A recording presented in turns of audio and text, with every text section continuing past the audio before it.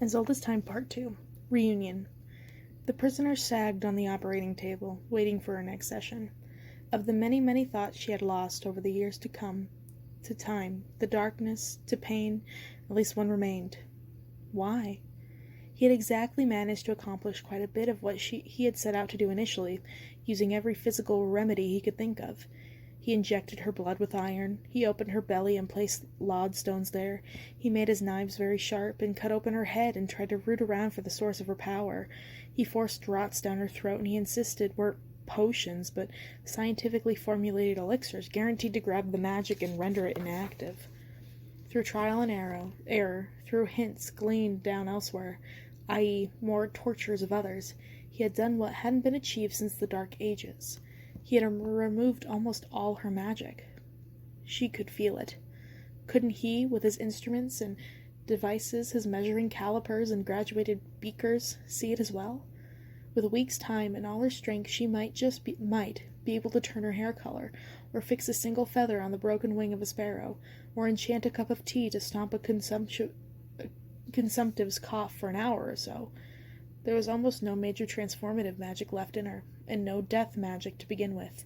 She wasn't an illusionist. He had won. So why was he still doing it? There was a commotion somewhere in the dark, muffled screams and thuds, the pounding of boots thrusting back against some surprisingly limber and angry captive. When she had first been kidnapped, years ago, people were brought in every week, sometimes several at a time. Some didn't even merit torture. They were brought down through the dungeon door, past all the cells, and through the black door at the end of the hall, never to be seen again, never to be brought to the same prep room or same operating table she was.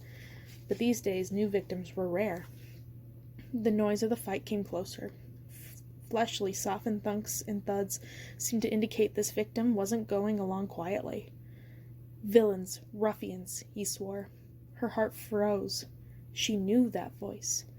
The prisoner strained to turn her head as far as the plate holding her neck could let her go, to look through the opening door. She could see, despite every part of her praying for it not to be, and a tiny selfish part of her wishing it was, a stout, middle-aged man straining and struggling among the 3 hooded thugs who sought to drag him in.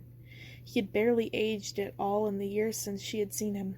His hair was all gray now, to be sure, but his cheeks were as ruddy and round as they ever were.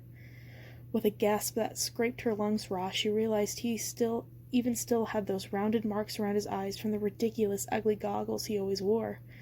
One of the thugs got a solid blow in. A knee to Maurice's side.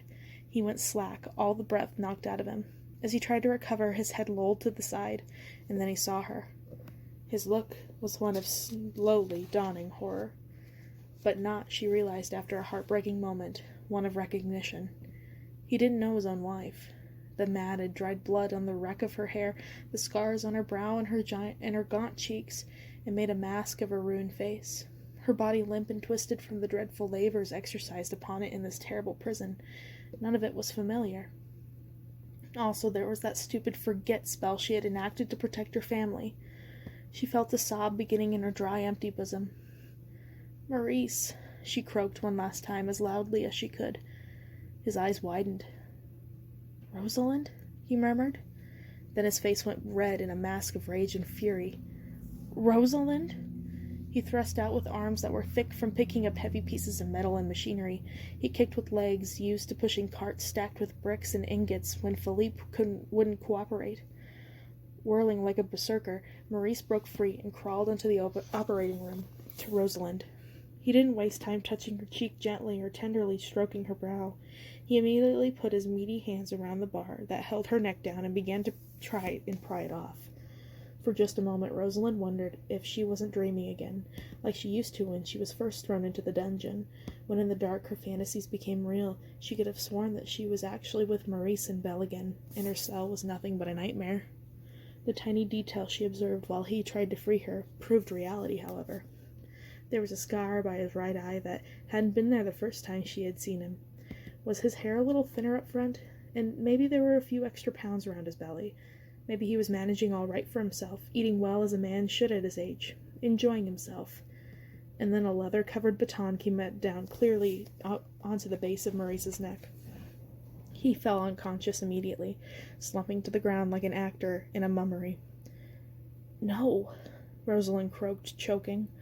Now that he was inert, the thugs, none too gently, picked him up and carried him off like a corpse, his torso swinging lifelessly between them. "No!" Rosalind put all her effort into trying to scream. He has no magic." She tried to think of the right words these monsters would understand. "He is not a Charman. He is pure, innocent. Let him be." But the door on the far side of the room opened, and clanged shut, leaving her more alone than ever.